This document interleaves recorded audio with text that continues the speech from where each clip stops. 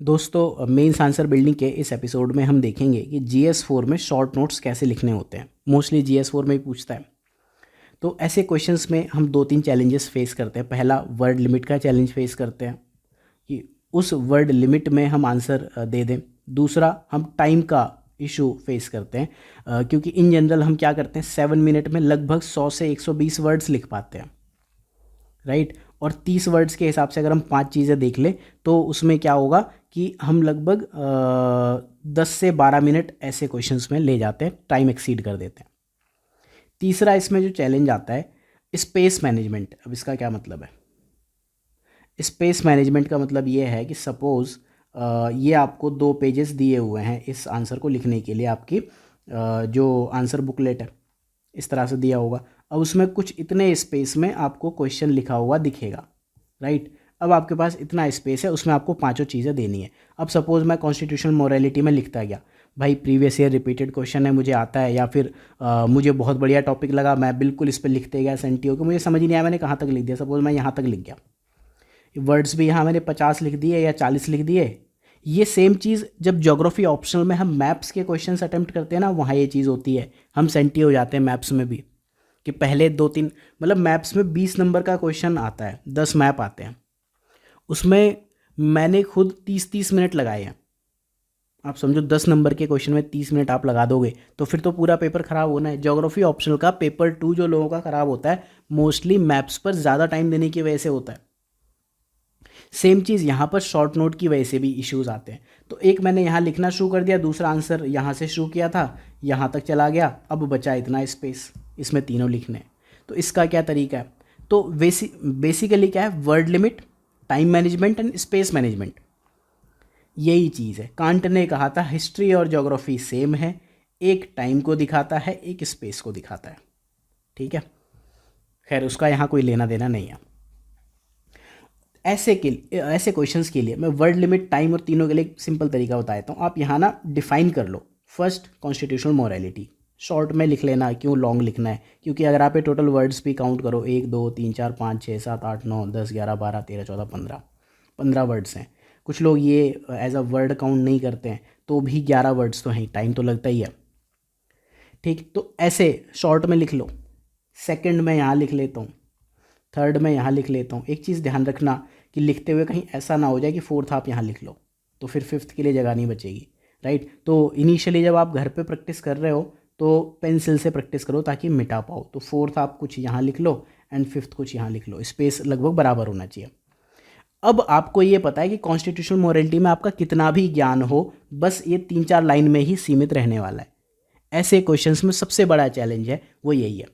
तो mains answer building में ऐसे क्वेश्चंस में आपको ये बिल्डिंग ब्लॉक्स बनाने पड़ेंगे कि पांचों क्वेश्चन के लिए आपने एक एक ब्लॉक बना दिया, राइट। अब इस ब्लॉक को कैसे बिल्ड करना है वो हम देखते हैं। वो आएगा यहाँ से, approach for writing short notes. लिखना क्या है, मतलब क्या लिख दूँ मैं, मेरे पे यही समझ नहीं आता मैं कॉन्स्टिट्यूशनल मोरालिटी में क्या लिख दूँ, कैसे लिख दूँ। इसके लिए थोड़ा आप पैराग्राफ राइटिंग, जब मैंने आपको एस्से में बताई है कि पैराग्राफ कैसे लिखते हैं, वही सेम चीज़ यहाँ है। पैराग्राफ लिखना हो, शॉर्ट नोट, दोनों की टेक्निक एक ही होती है। एक अच्छा शॉर्ट नोट या एक पैराग्राफ तभी लिखा जा सकता है अगर ये वेल रिसर्च्ड हो, लेकिन आप वहाँ पे बैठ के रिसर्च तो करोगे नहीं। तो वेल एक्सप्लेन्ड हो, अच्छी नॉलेज हो, right, and it has sufficient information related to topic. अब आप समझो 30 वर्ड्स में लिखना है, ये डेफिनेशन उठाई है मैंने कहीं से, मतलब स्टैंडर्ड किसी डिक्शनरी की डेफिनेशन उठाई है, शॉर्ट नोट कैसे लिखा जाएगा वहाँ से, राइट। तो एक तो वेल रिसर्च्ड हो, आपने रिसर्च बहुत बढ़िया से की हो और सफिशिएंट इन्फॉर्मेशन हो। तो मेरे ख्याल से जो लोग भी सीरियस हैं उनको इन चारों पांचों पॉइंट में रिसर्च बहुत बढ़िया आज तक कर ली होगी एंड इन्फॉर्मेशन बहुत बढ़िया होगी। अगर किसी ने प्रीवियस ईयर किया है तो आई थिंक फोर्थ वाले को छोड़ के सब रिपीटेड है। कॉन्स्टिट्यूशनल मोरालिटी GS2 में भी पूछा था, वहाँ समझो आप पूछ रहा है वो 200 वर्ड्स में, यहाँ पूछ रहा है 30 वर्ड्स में। तो वेल रिसर्च तो है, इन्फॉर्मेशन तो है, तो फिर आप कैसे लिखोगे। पैराग्राफ राइटिंग में मैंने आपको एक चीज़ बताई थी, आप कोई भी पैराग्राफ लिख रहे हो, चाहे वो इंट्रो का पैराग्राफ हो, चाहे कंक्लूजन का या बॉडी का। पैराग्राफ के स्ट्रक्चर में 3 इंपॉर्टेंट चीज़ें होती हैं। हर पैराग्राफ का एक इंट्रो होता है, हर पैराग्राफ का एक कंक्लूजन होता है, हर पैराग्राफ की एक बॉडी होती है, चाहे वो इंट्रोडक्शन का ही पैराग्राफ क्यों ना हो, राइट। चाहे वो कंक्लूजन का ही पैराग्राफ क्यों ना हो, उसका भी एक कंक्लूडिंग रिमार्क हो सकता है, उसकी भी एक इंट्रोडक्टरी लाइन हो सकती है, इंट्रोडक्शन का भी एक कंक्लूडिंग रिमार्क हो सकता है। खैर ये हम ऐसे में डिस्कस करेंगे, यहाँ पे आप फिलहाल बहुत ज़्यादा मत देखो। बॉडी कैसे लिखोगे? बॉडी लिखने के लिए सबसे पहले आप क्या करो, लिखो एक बहुत बढ़िया इंट्रोडक्टरी सेंटेंस, एक लाइन में लिखोगे, 30 वर्ड्स है। And well explained short description. मेरे ख्याल से 30 वर्ड्स के लिए तो इतना ही सफिशिएंट है कि constitutional morality is this this this this this, इतना ही आप लिख दो। राइट, मोरालिटी आप जानते हो, तो constitutional morality is adhering to the principles based on this this this, ऐसा कुछ आप लिख सकते हो। अभी हम बात करेंगे, कुछ एग्जाम्पल देंगे, नीचे डिस्कस किए हुए। दूसरी चीज़ क्या है कि अब क्योंकि GS4 में मेरे हिसाब से एग्जाम्पल देने चाहिए, अदरवाइज आप फिर 30 वर्ड डेफिनेशन देने के बाद बैठ जाओगे। तो 30 वर्ड्स लिखने के लिए सबसे पहले आप दो इंट्रोडक्शन, फिर ये वाला पार्ट हो गया। बॉडी में यहाँ आप एग्जाम्पल्स दे दो, 1 या 2 एग्जाम्पल, आप देख लो कितना टाइम है। जो टॉपिक आपको बहुत बढ़िया आता हो उसमें 2-3 एग्जाम्पल दे दो। जो टॉपिक आपको लगता है कि मुश्किल है, सपोज आपको लग रहा है कि डिवोशन टू ड्यूटी नहीं समझ में आ रहा है मुझे बहुत ज़्यादा, तो इसमें मैं 1 एग्जाम्पल दे दूंगा। राइट, डिवोशन टू ड्यूटी किसी का भी आप एग्जाम्पल दे सकते हो, नर्स का एग्जाम्पल दे सकते हो, डॉक्टर का एग्जाम्पल दे सकते हो, किसी अच्छे टीचर का दे सकते हो एग्जाम्पल, बिके हुए टीचर नहीं, अच्छे टीचर की बात कर रहा हूँ मैं। और किसी सोल्जर जो लोग सीमा पे अपनी जान दे देते हैं, उनका एग्जाम्पल दे सकते हो, कुछ भी दे सकते हो। राइट, 1 या 2 एग्जाम्पल ऐड करो, एक गुड कंक्लूडिंग रिमार्क दो हमेशा। यही अप्रोच आपको पैराग्राफ राइटिंग में भी फॉलो करनी है, और इस चीज़ को आप यूज़ करके अपने कितने भी ब्लॉक्स बना सकते हो। तो अब मेंस आंसर बिल्डिंग, जब हम बिल्डिंग की बात करते हैं तो हम यहाँ पर क्या क्या बिल्ड कर रहे हैं? पहले हम बिल्ड कर रहे हैं कि हम वर्ड लिमिट, टाइम लिमिट और स्पेस लिमिट, इनको कैसे मैनेज करेंगे। तो उसके लिए हमने ब्लॉक्स बना लिए। हमारे ब्लॉक है 1, ब्लॉक नंबर 2, 3, 4, 5, 5 ब्लॉक्स हो गए। अब हमें जो भी ज्ञान लिखना है वो यहीं पे लिखना है कॉन्स्टिट्यूशनल मोरालिटी से रिलेटेड। तो मैं यहाँ एक लाइन में डिफाइन करूँगा कॉन्स्टिट्यूशनल मोरालिटी, जो भी मुझे पता है, ये क्या 2 लाइन में आएगा, फिर फॉर एग्जाम्पल एंड 1 लाइन में कंक्लूजन, ख़त्म, दैट्स इट। देखते हैं कुछ चीज़ है। 7 मिनट मैंने बकवास करी, अब देख लेते हैं कैसे आंसर लिखा जाता है। ठीक है, अब एक किसी महानुभाव ने, कोई बढ़िया स्टूडेंट था, उसने ये हंसने वाली इमोजी, इंसल्टिंग इमोजी डाली थी कि तुम लोग मॉडल आंसर ही 150 वर्ड्स में नहीं होते। तो गुरुजी एक चीज़ बताओ, अगर हम आपको 150 वर्ड्स का मॉडल आंसर दे दें ना, तो एग्ज़ाम में क्या ले जाओगे? 30 वर्ड्स। तो मॉडल आंसर्स डेलिबरेटली बड़े बनाए जाने चाहिए, ताकि आप एक बार पढ़ो। छोटा मैं 5 कीवर्ड लिख दूँ, कैसे आप एग्ज़ाम में रट लोगे? अल्टीमेटली तो मैं कॉन्स्टिट्यूशनल मोरालिटी में मॉडल आंसर में बस यही दूंगा कि adherence to principles and values enshrined in constitution. Right, हो गया। फिर लिख देता हूँ कि example courts judgement on homosexuality, हो गया। Upholding constitutional provision over personal believe, हो गया। ये हो गया, एग्जाम में इतना ही लिख दो। तो मॉडल आंसर का मतलब ये होता है कि आपने एक बार स्क्रिप्ट कभी पढ़ी हो, उसको आप एग्जाम में जाके रिफ्लेक्ट करा दो।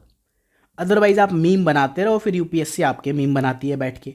तो जब कोई बंदा एफर्ट मारता है, आप समझो उसका पर्पस कुछ है। राइट, यूट्यूब पे देख लेना, पिछले वाले वीडियो पे कमेंट किया हुआ किसी ने, अननेसेसरी। तो खैर ठीक है, कॉन्स्टिट्यूशनल मोरालिटी क्या होती है? अगर आपको मोरालिटी पता है, मोरालिटी क्या होती है? इंडिविजुअल के प्रिंसिपल। एथिक्स और मोरालिटी में आपको डिफरेंस पता होगा, उसकी मैं बात नहीं करूँगा। इसका सिंपल सा मतलब है कि उन चीज़ों को आप फॉलो करो जो उस कंट्री के कॉन्स्टिट्यूशन में लिखे हैं। It refers to adherence to principles and values enshrined in a country's constitution. बस उन्हीं को आपको लेके चलना है। तो अगर आपसे एक डेफिनेशन पूछी जाए कि कॉन्स्टिट्यूशनल एथिक्स क्या होती है, तो ऑलमोस्ट सिमिलर डेफिनेशन होगी। एथिक्स बेसिकली सोसाइटी के लेवल पे होती है एंड मोरालिटी इंडिविजुअल लेवल पे होती है। इंडिविजुअल को सोर्स ऑफ गाइडेंस कहाँ से मिलता है? उसके कंसाइंस से। आप मानते हो ना कि चोरी करना गलत है, हो सकता है कि मेरे लिए चोरी करना सही हो, आपके लिए चोरी करना गलत है। तो मेरी अपनी मोरालिटी, आपकी अपनी मोरालिटी। हो सकता है किसी पर्सन को चोरी करके अपने बच्चे का पेट भरना हो, आप कैसे कह सकते हो कि वो बंदा गलत था? राइट, तो कॉन्स्टिट्यूशनल मोरालिटी में तो आपको कंसाइंस बिल्कुल क्लियर पता है, सोर्स ऑफ गाइडेंस पता है, कॉन्स्टिट्यूशन से ही आना है। तो यही डेफिनेशन बिल्कुल सिंपल टर्म्स में लिखो। अब इसमें आप वर्ड लिमिट एग्जाम में कैसे कम कर सकते हो? एक तो आप इस CM लिखो, शॉर्ट में अगर लिख पाओ। इट रेफर्स टू, यहाँ आ गया, it refers to, it is adherence to the principles and values enshrined in the constitution. तो हो गया, वर्ड लिमिट आपने कम कर दिया, एग्जाम में ऐसे ही होता है। ठीक, अब आप एग्जाम्पल दो, फॉर इंस्टेंस को हटा के ईजी कर दो, मतलब आप समझ लोगे ना शॉर्ट में कैसे करना है। सुप्रीम कोर्ट ने एक जजमेंट दिया था, होमोसेक्सुअलिटी को डीक्रिमिनलाइज कर दिया था। अगर कोर्ट के जजमेंट का नाम याद हो इस वर्सेस उस केस में लिख देना, नहीं याद हो कोई बात नहीं, सेंटी नहीं होना, इसीलिए हमने ना यहाँ पे स्पेस डिफाइन कर दिया, ये ध्यान रखना, इसी स्पेस में लिखना है, right. They upheld the principle of constitutional morality by affirming right to equality and personal liberty. अब ये एग्जाम्पल मैंने क्यों दिया, ये एक ऐसा टॉपिक है होमोसेक्सुअलिटी, ये सोशल लेवल पे गलत है, सोसाइटी की जो मोरालिटी है मतलब कि एथिक्स उसके लेवल पे गलत है बहुत सी सोसाइटीज़ में, इंडिविजुअल लेवल पे बहुत से लोग इससे एग्री नहीं करते हैं। लेकिन सुप्रीम कोर्ट ने क्या कहा कि अगर हम इनको डीक्रिमिनलाइज नहीं करेंगे तो ये राइट टू इक्वालिटी और पर्सनल लिबर्टी के अगेंस्ट है। तो ये कॉन्स्टिट्यूशनल मोरालिटी का एक अच्छा एग्जाम्पल है, राइट। ये हमारा था इंट्रो, ये था बॉडी पार्ट, ये था कंक्लूडिंग रिमार्क। कंक्लूजन क्या है, it emphasises the importance of upholding constitutional provisions over personal beliefs. खत्म, बस इतना ही चाहिए होता है। ये 3 लाइन आप लिखने का ट्राई करना, 30 वर्ड में आपकी आ जाएंगी, बस इस तरह से आपको आंसर लिखना है। दूसरा क्वेश्चन देख लेते हैं अब, कॉन्फ्लिक्ट ऑफ इंटरेस्ट। ठीक है, आई गेस आप समझ रहे हो अब क्या है कॉन्फ्लिक्ट ऑफ इंटरेस्ट, कब होता है। It arises when individual organisations personal और financial interest clash with their professional responsibilities. कोई भी डेफिनेशन लिख दो जो आपको समझ में आती हो। कॉन्फ्लिक्ट ऑफ इंटरेस्ट क्या होता है, आप कुछ सोचते हो एंड दूसरा बंदा कुछ और सोचता है, दैट्स इट, खत्म, यही कॉन्फ्लिक्ट ऑफ इंटरेस्ट होता है। फॉर एग्जाम्पल कहाँ कहाँ हो सकता है, एक किसी सरकारी आदमी ने गिफ्ट ले लिए ऐसी कंपनी से जो रेगुलेट करते हैं, सपोज टेंडर निकलने वाले हैं और आपके घर किसी कंपनी से गिफ्ट आ रहे हैं, तो चाहे भले ही आप गलत ना हो लेकिन कॉन्फ्लिक्ट ऑफ इंटरेस्ट ज़रूर आएगा। आप हो सकता है बिल्कुल ईमानदार हो, उस कंपनी में आपने कभी ज़िंदगी में शेयर खरीदा, हो सकता है उन्होंने शेयर का डिविडेंड दिया और बाई चांस उनको टेंडर चला गया, तो आपके ऊपर एक क्वेश्चन आ जाएगा ना कि कॉन्फ्लिक्ट ऑफ इंटरेस्ट, मतलब आपने कुछ किया होगा। कई बार आप देखते होगे कि कोर्ट के जजेस किसी केस से हट जाते हैं। क्यों हट जाते हैं, वो ये कहते हैं कि ये मेरे रिश्तेदार का केस है, तो हो सकता है मैं इसमें परफेक्ट इंटीग्रिटी दिखा दूं, लेकिन समाज की नज़र में हो सकता है मैं गलत बना रहा हूं, राइट। तो कॉन्फ्लिक्ट ऑफ इंटरेस्ट ऐसे आएगा। दूसरा कॉन्फ्लिक्ट ऑफ इंटरेस्ट क्या हो सकता है, एक पॉलिटिशियन मनी एक्सेप्ट करता है किसी लॉबी ग्रुप से जो फेवर कर रहे हैं पॉलिसी इन रिटर्न, या फिर एक डॉक्टर कभी मेडिसिन प्रिस्क्राइब कर दे रहा है, आप जानते हो ये क्या कहानी है, बहुत ज़्यादा बताना नहीं है। ये हमारा इंट्रो हुआ, ये बॉडी हुई, ये कंक्लूजन हुआ। आपको मन करे एग्जाम्पल ना देने का, कुछ और लिख सकते हो।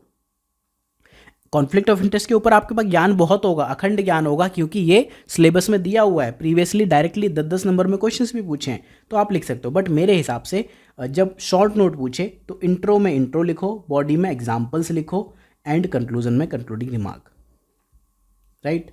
It can undermine impartiality and integrity, compromising trust and ethical standards. बस आपको वही एग्जाम्पल देना है कि एक सुप्रीम कोर्ट का जज ऐसे हट जाता है किसी केस से, या फिर बोर्ड एग्जाम में कॉपीज चेक हो रही हैं और आप टीचर हो और आपको पता है कि आपकी जो औलाद है, सुपुत्र या सुपुत्री, वो भी पेपर दे रहे हैं, तो आप फिर उस सब्जेक्ट की कॉपी चेक करने से मना कर दोगे, क्योंकि आपको नहीं पता कि किसकी कॉपी कहाँ जाए। आप राइटिंग तो पहचानते ही होगे ना अपने बच्चे की। तो वो होता है कॉन्फ्लिक्ट ऑफ इंटरेस्ट को हटाना। Probity in public life, probity की डेफिनेशन आप गूगल पे सर्च करो या लोगों के नोट्स में देखो, it is upholding the highest level of honesty and integrity. भाई वो नहीं है प्रोबिटी की डेफिनेशन। प्रोबिटी की डेफिनेशन है पब्लिक लाइफ में, राइट, नॉट, ये नहीं है, सिर्फ ये नहीं है प्रोबिटी की डेफिनेशन। प्रोबिटी है हमेशा पब्लिक लाइफ के कॉन्टेक्स्ट में बात की जाती है। तो जो मैंने बताया था कि आप 2 लाइन में ज्ञान दे सकते हो, दे दो यहाँ पर, अदरवाइज ये लाइन आपको ना लिखनी हो मत लिखना, टोटली आपकी चॉइस, राइट। तो प्रोबिटी इन पब्लिक लाइफ क्या है, इट रेफर्स टू, आप ये कर सकते हो, it is the ethical conduct and integrity, holding public position. Main कहानी क्या है, होल्डिंग पब्लिक पोजीशन। प्रोबिटी एक पब्लिक स्फेयर में बात की जाती है। मुझे नहीं पता कितने लोगों को ये चीज़ पता है कि नहीं पता, लेकिन प्रोबिटी में, ऑनेस्टी, इंटीग्रिटी में यही मेन डिफरेंस है। तो पब्लिक पोजीशन पे जो बंदा बैठा है उसको ट्रांसपेरेंसी दिखानी पड़ेगी, accountability and high moral standards, ये ठीक है, आप हाई मॉरल स्टैंडर्ड्स घर में दिखा सकते हो, लेकिन ट्रांसपेरेंसी, अकाउंटेबिलिटी, ये पब्लिक, मतलब जो पब्लिक वैल्यूज़ है ना, पब्लिक सर्विस वैल्यूज़, वो प्रोबिटी का इंपॉर्टेंट पार्ट है। अब इसके एग्जाम्पल क्या हुए, जैसे एक पॉलिटिशियन है, वो पर्सनल गेन के ऊपर पब्लिक वेलफेयर को देखता है। एक कोई ऑफिसर है, वो कॉन्फ्लिक्ट्स ऑफ इंटरेस्ट को डिस्क्लोज कर दे, करप्शन को डिस्क्लोज कर दे। सिविल सर्वेंट है, वो करप्शन को रेसिस्ट कर दे। सिविल सर्वेंट का मतलब सिर्फ यूपीएससी वाले नहीं होते, जो सरकारी नौकरी होते हैं। सिविल मतलब क्या होता है, जनता, सर्वेंट नौकर, जनता के नौकर तो कोई भी सरकारी आदमी जो टैक्स के पैसे पर नौकरी कर रहा है, ठीक, तो वो करप्शन को रेसिस्ट कर दे, तो वो प्रोबिटी इन पब्लिक लाइफ है। ये बॉडी इंट्रो हुआ, ये बॉडी हुई, ये कंक्लूजन हुआ। Probity ensures trust and upholds democratic values. कुछ भी एक लाइन लिखी, बहुत शॉर्ट में लिखो। मैं तो मतलब ना लोगों के थिंकर के नाम याद करता हूँ, ना कुछ भी नहीं, अच्छे नंबर है ऐसे में। मैंने क्या, योको ओनो की एक कोटेशन मैंने याद की थी, every drop in ocean counts. इतनी बढ़िया मुझे कोटेशन लगी, थर्ड अटेम्प्ट जब दे दिया, नंबर बढ़िया आ गए, 150 के आसपास नंबर आए। बाद में हम लोगों ने एक बार सर्च किया, योको ओनो है कौन, जापान का सिंगर है भाई। मतलब लोटपोट हो गए हम लोग हंस हंस के, लेकिन अल्टीमेटली बंदे ने बात तो ठीक कही, every drop in ocean counts, ठीक। अब चैलेंजेस ऑफ डिजिटाइजेशन। डिजिटाइजेशन क्या होता है, डिजिटलाइजेशन क्या होता है, डिजिटलाइजेशन, डिजिटलाइजेशन, डिजिटल कर दो भैया, ठीक है। It is the process of converting information system anything into digital format. बस इतना ही तो है, इतना ही है। अगर आपको कोई टर्म की डेफिनेशन देनी है, उसको ब्रेक कर दो, डिजिटलाइजेशन, खत्म। एक प्रोसेस है, जैसे एक टॉपिक होता है सेक्युलर, एक होता है सेकुलराइजेशन या सेकुलरिज्म। सेकुलरिज्म क्या होता है, सेकुलर इंसान है फिलहाल, सेकुलरिज्म एक कॉन्सेप्ट है, सेकुलराइजेशन उस कॉन्सेप्ट के होने का प्रोसेस है कि कैसे सेकुलरिज्म आएगा, बस। तो वही डिजिटलाइजेशन है। इतनी सिंपल टर्म में अगर आप चीज़ें लिख सकते हो, नंबर आएंगे आएंगे। ना इसमें आपको बहुत हाई फाई इंग्लिश चाहिए, ना बहुत हाई फाई हिंदी चाहिए, ना मीडियम, कुछ नहीं चाहिए। बिल्कुल आपने अपनी बात को एक्सप्रेस कर दिया, कोई भी बंदा आपकी इस बात से डिसएग्री नहीं करेगा। अगर आप अपनी चीज़ को एक ऐसे पर्सन को समझा सकते हो जो 12th पास हो, तो आप यूपीएससी के मेंस के आंसर लिखते हुए बहुत बढ़िया नंबर ला सकते हो। अदरवाइज लिखते रहो, कीवर्ड फेंकते रहो, कुछ समझ में नहीं आएगा। इसका बेस्ट एग्जांपल है, हिंदू में कई बार बहुत बढ़िया आर्टिकल्स आते हैं, बट समझ नहीं आता भाई कहना क्या चाहते हो। लेकिन कई बार कुछ इतने बढ़िया आर्टिकल होते हैं, सिंपल लैंग्वेज में लिखे होते हैं, और आपको लगता है वाह वाह क्या बढ़िया समझा दिया। तो डिजिटलाइजेशन के क्या चैलेंजेस हैं, एथिकल चैलेंजेस ये देखूंगा। पहला चैलेंज है प्राइवेसी कंसर्न है, दूसरा ऑटोमेशन की वजह से जॉब सिक्योरिटी है, सोशल इनइक्वालिटीज़ आ सकती हैं, एल्गोरिथम की वजह से बाइसेस और डिस्क्रिमिनेशन आ सकते हैं, डीप फेक टेक्नोलॉजीज़ ट्रस्ट और ऑथेंटिसिटी पे इश्यूज़ क्रिएट कर सकते। डीप फेक का मतलब क्या है, मान लो कल के दिन कोई बड़ा पॉलिटिशियन है, उसका फेस दिखा के कुछ भी स्क्रिप्ट फेस उठाई, और आपने वॉइस चैट जीपीटी से उठा ली, फेस आपने कहीं और किसी और जगह से उठा लिया, मिक्स कर दिया, तो उसे कहते हैं डीप फेक टेक्नोलॉजी। समझ नहीं आ रहा है कि ये मतलब ओरिजिनल बंदा है या कुछ है। बाद में जब चेक होगा, लेकिन वहाँ पे उसके नेगेटिव इम्पैक्ट्स आ जाएंगे। किसी एक अभी वेब सीरीज़ में दिखाया है कि डीप फेक टेक्नोलॉजी में एक नेता का यूज़ करके वायलेंस करा लिया लोगों ने। बाकी एग्जांपल बहुत हो सकता है, आर्टिफिशियल इंटेलिजेंस, ये वो, जो भी लिखना 30 वर्ड में लिखना। देखो ज्ञान बहुत है मेरे पास इसमें, हो गए 100 वर्ड्स में लिख दिया। लेकिन अगर मैंने यहाँ पे मिटा दिया शायद, ठीक है, लिखा होता तो उतनी ही जगह में लिखता, राइट। डिवोशन टू ड्यूटी क्या है, it is the commitment to fulfilling of responsibilities regardless of obstacles and personal sacrifices. Devotion to duty में एक टॉपिक आता है कि वो क्या कंडीशंस होती हैं जब कोई पर्सन सेवा करते हुए अपनी लाइफ कुर्बान करने के लिए भी तैयार हो जाता है। ये क्वेश्चन है। मैंने नोट्स जो बनाए, GS4 के नोट्स एनीवेज बहुत लोग पूछते हैं कैसे तैयारी करें। जो बेसिक नोट्स है ना, जो एक बुक है आपको पता है चलती है मार्केट में, उस बुक की समरी प्लस और जो इंपॉर्टेंट चीज़ें वो सब मैंने फ्री अपलोड किए हुए हैं। GS4 के मॉडल आंसर तो नहीं है उसमें, बट कंटेंट है पूरा, उठा के डाउनलोड कर लेना, इधर उधर जाके आपको हारने की नीड नहीं है। सब लिखा हुआ है उसमें, और बहुत सिंपल लैंग्वेज में लिखा हुआ है, ठीक है। It involves putting aside personal interest and prioritising task at hand, ठीक है। ये आपने अगेन इंट्रो दे दिया, बड़ा कर दोगे तो एक लाइन में ही आप लिखोगे। एग्जाम्पल क्या है, फायर फाइटर, कोई नर्स है, कोई टीचर है, ठीक है, बहुत ज़्यादा एफर्ट मारते हैं कुछ teacher. It embodies integrity, selflessness and strong work ethic. ऊपर वाले का कंक्लूजन रह गया था, striking a balance between technological advancement and ethical consideration is crucial. खत्म। इस तरह से सिंगल लाइन के कंक्लूजन लिखने सीखो। तो ऐसे क्वेश्चंस में जो चैलेंजेस हैं, मैंने क्या बोला था, time limit, word limit and space limit. तो इसके लिए आपको जो इंट्रो है वो लिखना सीखना पड़ेगा, सिंगल लाइन इंट्रो।